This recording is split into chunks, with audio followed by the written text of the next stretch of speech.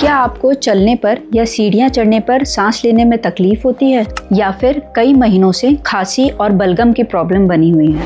इन symptoms को सिर्फ as या वीकनेस समझकर इग्नोर न करें। ये सीओपीडी या क्रॉनिक ऑब्स्ट्रक्टिव पल्मोनरी डिसीज के सिम्टम्स हो सकते हैं। सीओपीडी एक क्रॉनिक लंग डिसीज है जो स्मोकिंग, पोल्यूशन या लंबे समय तक स्मोक के कांटेक्ट में रहने से होती है। अगर डेली एक्टिविटीज करने में दिक्कत होती है तो लंग का चेकअप कराना जरूरी है। अगर आपको या आपके किसी भी फैमिली मेंबर को ये प्रॉब्लम है तो आज ही अपना अपॉइंटमेंट बुक करें और लंग का चेकअप कराइए।